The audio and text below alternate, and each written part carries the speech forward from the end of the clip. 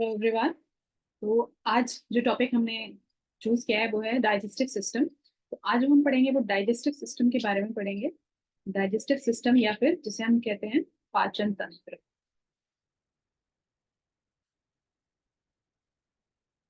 तो हिंदी में कहते हैं हम पाचन तंत्र। ओके। सो डाइजेस्ट बेसिकली इस टॉपिक में ये एक बहुत ही इंपॉर्टेंट टॉपिक है। It's a very very important topic. इसमें हमको ये समझना है कि जो भी हम खाते हैं, जो भी फूड हम खाते हैं, वो हमारी बॉडी में किस तरह से डाइजेस्ट होता है, क्या क्या प्रोसेस होते हैं उसको डाइजेस्ट होने में, क्या क्या कौन कौन से ऑर्गन्स इन्वॉल्व होते हैं और क्यों जरूरी है किसी भी फूड का डाइजेस्ट होना। तो सबसे पहली चीज तो ये हमको समझना चाहिए कि हम जो खाते हैं, लाइक हम कोई भी चीज खाते हैं, क्या हम ऐसी कुछ भी खा लेते हैं? नहीं, हम क्या खाते हैं? हम न्यूट्रिएंट्स लेते हैं, बहुत ही इंपॉर्टेंट न्यूट्रिएंट्स लेते हैं। और न्यूट्रिएंट्स एक बैलेंस न्यूट्रिएंट्स हमें चाहिए होता है हमारी बॉडी को। कोई भी चीज ना तो बहुत ज्यादा चाहिए होती है, ना तो बहुत ही कम अमाउंट में हमें रिक्वायरमेंट होती है। अगर हम बहुत ज्यादा खा लेंगे तो उसके अलग साइड इफेक्ट होंगे। अगर हम कम खाएंगे तो हमें डेफिशिएंसी डिजीजेस हो जाएंगे। तो हमें क्यों चाहिए होता है न्यूट्रिएंट्स? सो न्यूट्रिएंट, हम कोई भी खाना खाते हैं, चाहे आप कोई सा भी खाना खाएं। अगर आप सपोज करें कि अगर आप खाना नहीं खा रहे हैं, एक दिन दो दिन आपने नहीं खाया समहाउ, तो क्या महसूस होता है हमको? महसूस होता है हम बहुत वीक फील करते हैं। तो ऐसा क्यों फील होता है हमको वीक? क्योंकि हमारी बॉडी के जो सेल्स होते हैं, सेल्स, यू नो, सेल्स क्या होते हैं? बिल्डिंग ब्लॉक्स हैं हमारी बॉडी के। सेल क्या होते हैं? बिल्डिंग ब्लॉक्स होते हैं। और इन सेल्स को, क्योंकि हमारी जो बॉडी होती है इन सेल्स से मिलकर बनी होती है, तो सेल्स से मिलकर बनते हैं टिश्यूज, एंड देन फिर फर्दर ऑर्गन्स बने होते हैं, ऑर्गन सिस्टम जैसे हमारी बॉडी बनी होती है। तो अल्टीमेटली हमारी बॉडी को फंक्शन करने के लिए सेल को एनर्जी की रिक्वायरमेंट होती है। किस चीज की रिक्वायरमेंट होती है? एनर्जी की रिक्वायरमेंट होती है। और ये एनर्जी हमें कहाँ से मिलती है? तो ये एनर्जी हमें मिलती है फूड से। किस चीज से मिलती है? फूड से। और ये फूड, हम food, it means which type of food, कैसा फूड? तो एक बैलेंस्ड डाइट, बैलेंस्ड डाइट होना चाहिए। बैलेंस्ड डाइट का मतलब कि आप, ऐसा नहीं कि आप बहुत ज्यादा कार्बोहाइड्रेट खाएं या फिर आप बहुत कम कार्बोहाइड्रेट खाएं। एक बैलेंस अमाउंट होना चाहिए। क्योंकि अगर आप ज्यादा खाएंगे, सपोज आप कार्बोहाइड्रेट, हम समझेंगे कि क्या होता है कार्बोहाइड्रेट और कितने टाइप्स के होते हैं। तो अगर आप ज्यादा खाएंगे तो हमारी बॉडी में स्टोर हो जाएगा। इससे ओबेसिटी और अदर तरह की डिजीजेस भी होती है। प्रोटीन की रिक्वायरमेंट होती है। बैलेंस डाइट में होता है जैसे कार्बोहाइड्रेट हो गए, फैट्स हो गए, प्रोटीन्स, वाइटामिन, मिनरल्स हो गए, इसकी जरूरत होती है। ठीक है। तो हमारी बॉडी को जो एनर्जी, यानी कि अल्टीमेटली सेल्स को एनर्जी मिलती है फूड से। बट जो भी चीज हम खाते हैं, क्या वो डायरेक्टली हमारी बॉडी को, हमारे सेल्स को एनर्जी देता है? तो नहीं। सबसे पहले हमारे सेल्स को एनर्जी मिलने के लिए, पहुंचने के लिए क्या होता है? जो भी फूड आप खा रहे हैं उसका डाइजेस्ट होना जरूरी है। डाइजेस्ट होना जरूरी है। तो लेट अस सपोज, मान लीजिए कि आप क्या खा रहे हैं। आप खा रहे हैं, सपोज आप रोटी खा रहे हैं, आप चावल खा रहे हैं। तो क्या प्रेजेंट होता है रोटी चावल में? अगर मैं बात करूं राइस, तो राइस में बहुत ही अच्छे अमाउंट में क्या होता है? कार्बोहाइड्रेट्स होते हैं। कार्बोहाइड्रेट्स होते हैं। और कार्बोहाइड्रेट्स क्योंकि एक, यू नो, ये बना होता है एक बड़े बड़े बिग मॉलिक्यूल से मिलकर बना होता है, बिग मॉलिक्यूल्स, जिसको हमारी बॉडी इतनी कैपेबल नहीं होती कि उसको एज इट इज क्या करे, पचा ले, डाइजेस्ट कर ले। तो इसकी वजह से इस कार्बोहाइड्रेट को क्या जरूरत होती है? इसको टूटने की जरूरत होती है। स्मॉलर स्मॉलर पीसेस में, स्मॉलर पीसेस में, स्मॉलर पीसेस में, छोटे छोटे छोटे छोटे टुकड़ों में टूटने की जरूरत होती है। ताकि फिर अल्टीमेटली ये क्या हो? हमारे डाइजेस्टिव सिस्टम, स्टमक और फिर जो फर्दर इंटेस्टाइन होता है वहां जाकर ये डाइजेस्ट हो। ब्लड में, हमारे खून में जाके क्या होता है? ये एब्जॉर्ब हो जाता है, मिक्स हो जाता है। वहां से ब्लड के थ्रू, खून के थ्रू ये क्या होता है? सेल्स तक पहुंचता है, डिफरेंट डिफरेंट ऑर्गन के सेल्स तक पहुंचता है, जिससे हमें एनर्जी मिलती है। ठीक है।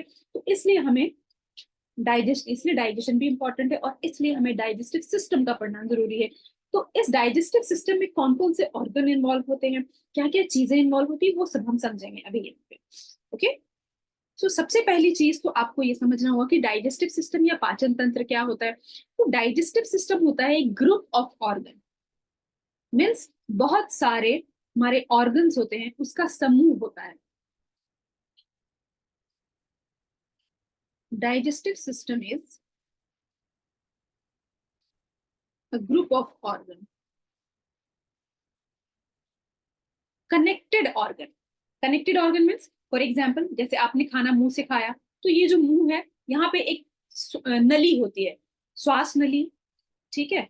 जैसे हम सांस लेते हैं तो श्वास नली भी होती है, और साथ साथ यहाँ पे क्या होता है, खाने की नली भी होती है जिसको फूड पाइप कहते हैं। ये कनेक्टेड है किससे, स्टमक, हमारे पेट से, राइट। और वो कनेक्टेड है, ये फर्दर आगे जाके कनेक्टेड किससे होते हैं, स्मॉल इंटेस्टाइन, यानी कि छोटी आंत, और फिर छोटी आंत कनेक्टेड होती है बड़ी आंत से, फिर ये कनेक्टेड होता है एनस से, जिससे खाना बाहर निकल जाता है। तो डाइजेस्टिव सिस्टम होता है group of connected organs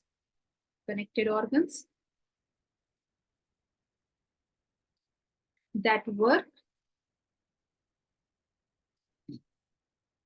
together to turn the food into nutrients.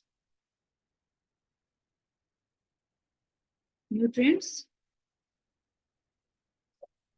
our body need to function.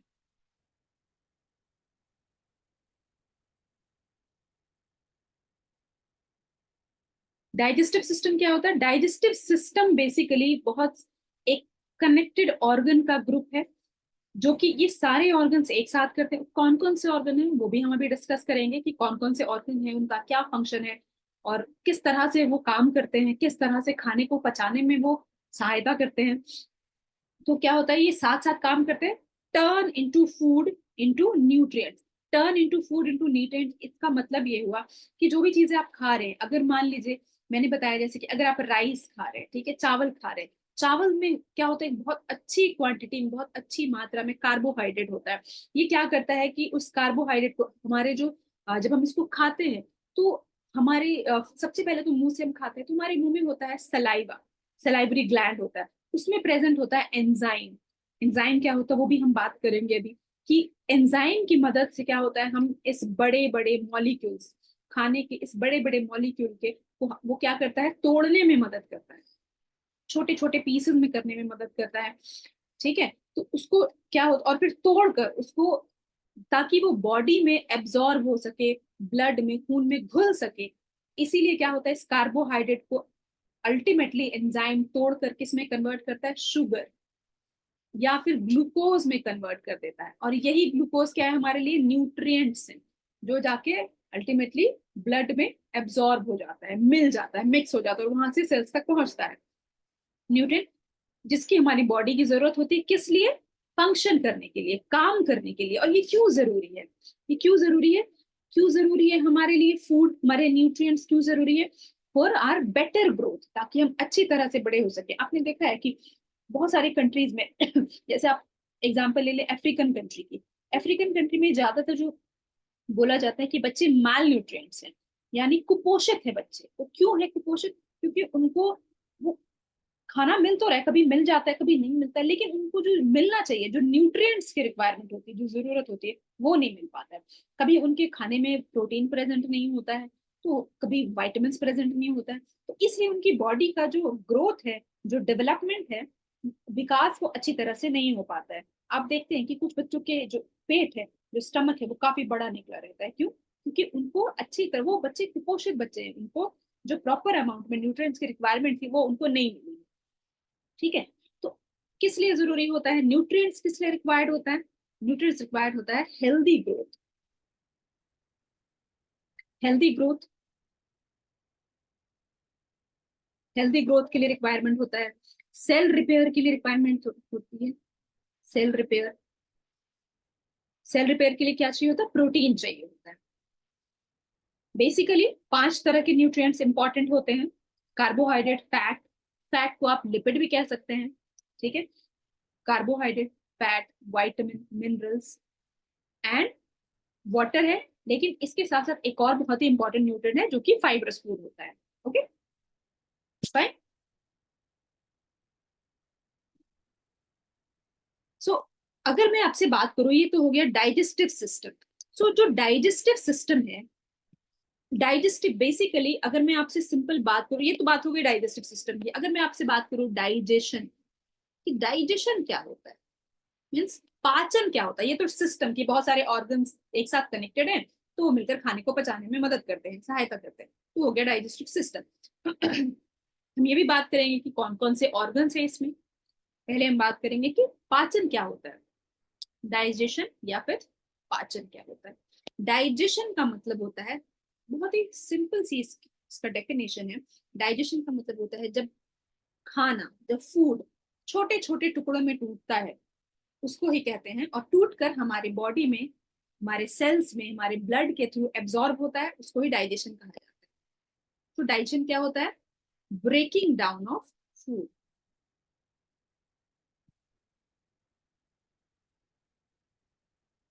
Breaking down of food into simpler, simpler substances का मतलब होता है स्मॉल स्मॉल, सिंपलर का सिंपल सा मीनिंग होता है, यहाँ पे मतलब ये नहीं कि आपने छोटे टुकड़ों में तोड़ दिया, यहाँ पर मतलब है कि जो कार्बोहाइड्रेट एक कॉम्प्लेक्स सब्सटेंस है। कॉम्प्लेक्स का मतलब होता है कि सबसे जो सिंपल सब्सटेंस होता है वो है ग्लूकोज। ग्लूकोज का जो फॉर्मूला होता है वो होता है C6H12O6।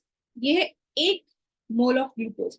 ऐसे ऐसे हजारों ग्लूकोज जब आपस में कंबाइन होते हैं, वो बनाते हैं कार्बोहाइड्रेट। तो इसलिए उसको कॉम्प्लेक्स कहा जाता है। तो वो क्योंकि कॉम्प्लेक्स है, तो बॉडी को उसको तोड़ने में बड़ी मेहनत करनी पड़ती है, बहुत सारी एनर्जी की रिक्वायरमेंट होती है।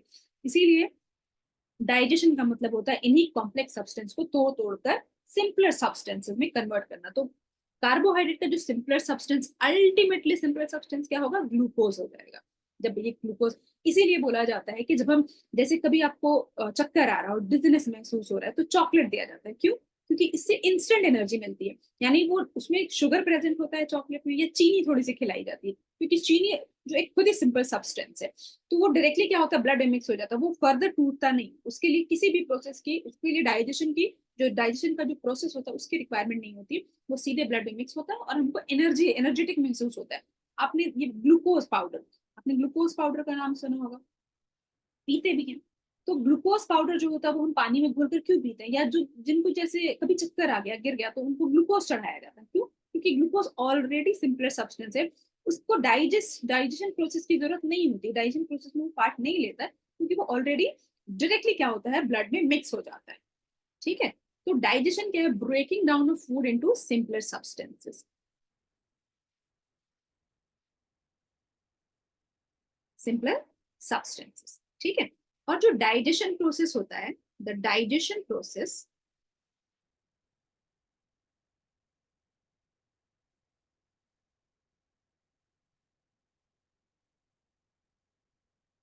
involves the alimentary canal.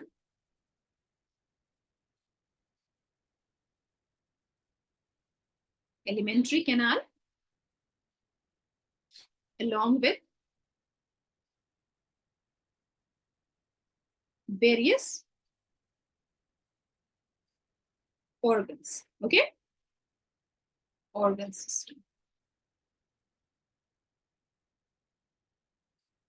Various organ system. All right?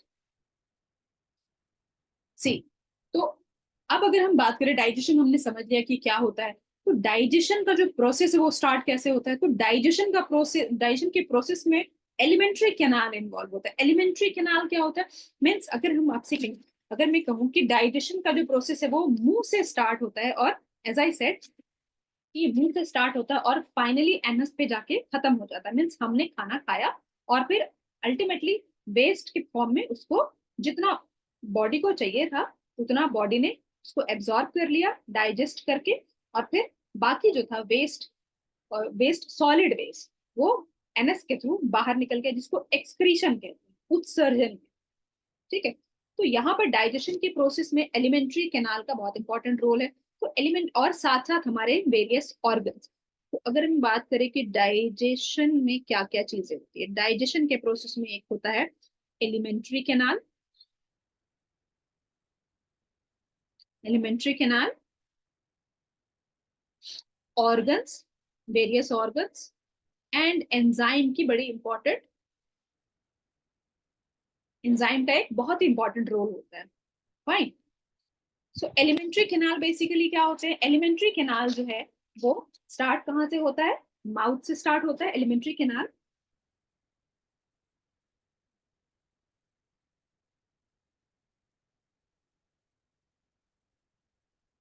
is the, it's kind of a long tube, is the long tube, is the long tube through which the food we eat is passed. Alimentary canal एक लंबी नली जैसी होती है। Alimentary canal क्या होता है? एक लंबी नली है जिसके थ्रू जो खाना आप खा रहे हैं वो पास होता है। जैसे आपने मुंह से खाया तो यहाँ पर एक ऐसी लंबी सी नली है, ये जाके कहाँ मिलती है? ये जाके हमारे स्टमक, पेट से मिलती है। वो फिर जाके फर्दर किससे मिलती है? स्मॉल इंटेस्टाइन से, यानी छोटी आंत से। छोटी आंत मिलती है आपकी बड़ी आंत से, बड़ी आंत जो है वो एनएस से मिलती है और फिर एक्सक्रीट हो जाता है। तो ये है एलिमेंट्री कैनाल। और जो ऑर्गन सिस्टम है, इसमें कौन कौन से ऑर्गन सिस्टम इन्वॉल्व होते हैं? तो जो ऑर्गन है वो हमारा स्टार्ट होता है, ऑर्गन सिस्टम कौन कौन से इन्वॉल्व होते हैं? तो इट स्टार्टेड फ्रॉम माउथ। कहाँ से स्टार्ट होता है? अब आप कहेंगे कि माउथ से कैसे स्टार्ट होता है डाइजेशन का प्रोसेस?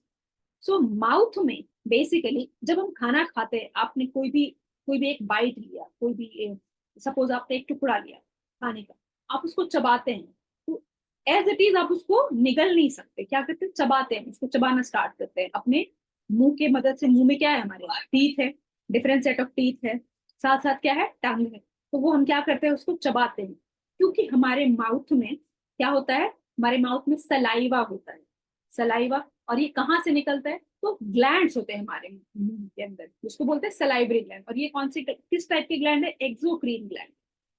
ठीक है, एक्सोक्रीन ग्लैंड है। उसे एक्सोक्रीन ग्लैंड बेसिकली क्या होता है? एक्सोक्रीन ग्लैंड से एंजाइम्स निकलते हैं, कुछ सब्सटेंस निकलते हैं जो क्या करते हैं? किसी भी फूड को तोड़ने में मदद करते हैं। एंजाइम्स क्या होते हैं? हम डिस्कस करेंगे कि एंजाइम क्या होते हैं उसके बारे में। तो माउथ से स्टार्ट होता है, ठीक है। लेकिन माउथ के अंदर किस टाइप का डाइजेशन होता है?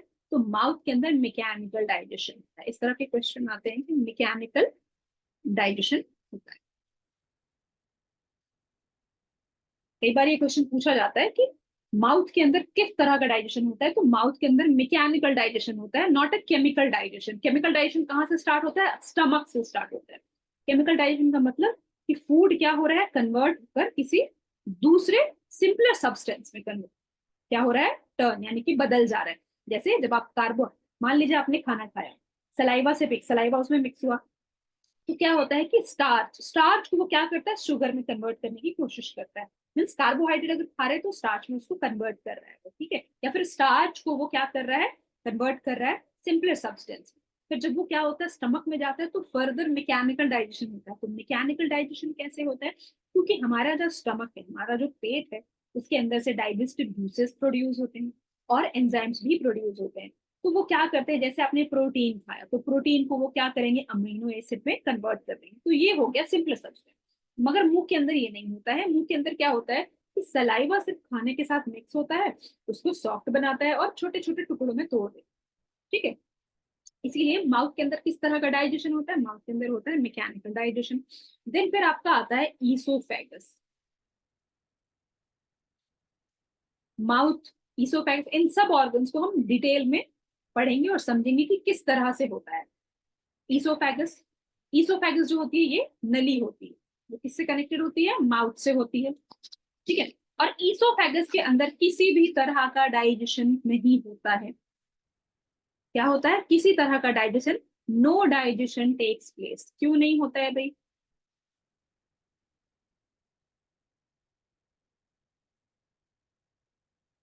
कोई भी डाइजेशन नहीं होता है। लेकिन इसके अंदर एक जो काम होता है, जो वर्क होता है, जो फंक्शन ये करता है, वो क्या करता है? वो पेरिस्टालिसिस का फंक्शन करता है। Peristalsis, let me show.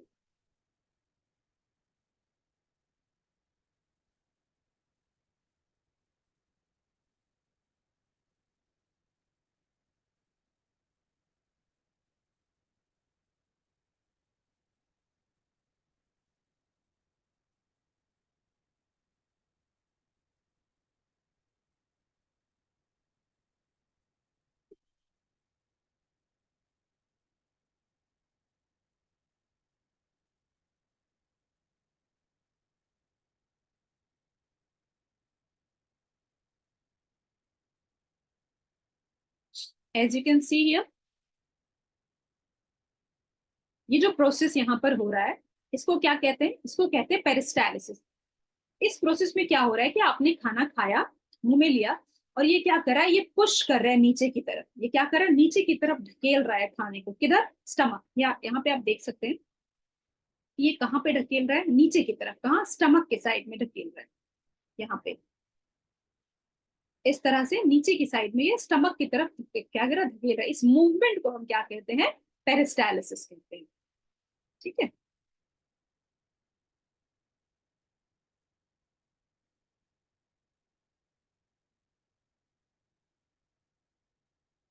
तो पहला ऑर्गन हो गया माउथ, दूसरा है आपका ईसोफेगस। ईसोफेगस क्या होती है, एक नली है, क्या है, एक तरह की नली है, जो क्या करती है, जब आपने जो खाना खाया और वो छोटे छोटे टुकड़ों में टूटा, तो जब खाना छोटे टुकड़ों में टूट जाता है उसको हम क्या कहते हैं, बोलस कहते हैं। तो ये जो ईसोफेगस है ये क्या करता है, यहाँ पे कोई डाइजेशन नहीं होता, ये सिर्फ बोलस को क्या करता है, बोलस को स्टमक में क्या करता है, ढकेलने का, धीरे धीरे ऐसे उसको पुश करता जाता है, वो धीरे धीरे क्या होता है, नीचे जाता है। ठीक है, उसके बाद आपका ऑर्गन आता है स्टमक। पेरिस्टालिसिस प्रोसेस कहाँ पे होता है, ईसोफेगस, हम डिटेल पे भी इसको समझेंगे। स्टमक होता है, स्टमक के अंदर क्या होता है, पार्शियल डाइजेशन। पार्शियल डाइजेशन क्यों, क्योंकि स्टमक के अंदर से एंजाइम्स रिलीज होते हैं और गैस्ट्रिक जूसेस वो रिलीज होती हैं, जो क्या करती है, हेल्प करती है फूड को फर्दर तोड़ने में, छोटे छोटे टुकड़ों को तोड़ने में। फाइन, और किस तरह से होता है वो भी हम आगे समझें। स्टमक के बाद आता है आपका स्मॉल इंटेस्टाइन,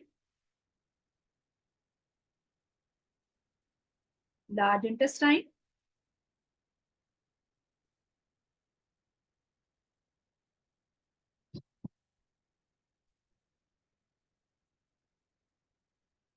रेक्टम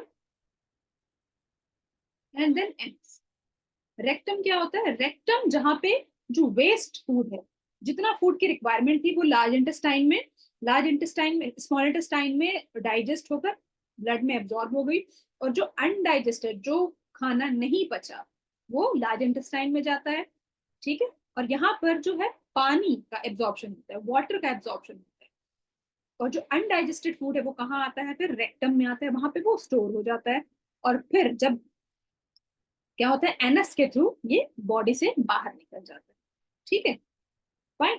तो ये है आपका, ये ऑर्गन्स जो है वो इन्वॉल्व रहते हैं खाने को डाइजेस्ट करने में, और पाचन की क्रिया में ये सारे जो हमारे ऑर्गन्स हैं ये सारे इन्वॉल्व रहते हैं। फाइन, सो जो बेसिकली अब सवाल ये है कि किस तरह से टूटता है खाना।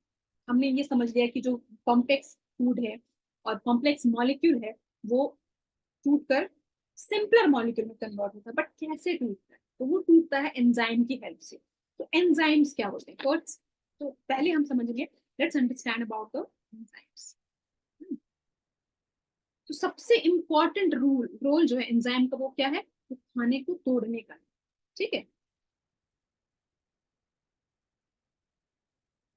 अगर हम बात करें कि डाइजेशन के स्टेजेस क्या क्या हैं, अगर हम स्टेजेस की बात करें, जैसे हमने यहाँ पे समझा कि ये सारे ऑर्गन्स हैं, तो किन स्टेजेस में जाके ये टूटता है, तो ये टूटता है, इसके कुछ स्टेजेस हैं, जैसे 5 स्टेजेस हैं, ingestion, ingestion, digestion, assimilation, sorry इजे, हाँ या assimilation, absorption and egestion. Egestion यानी कि एक्सक्रीशन, वो हम एंजाइम के बाद डिस्कस करेंगे।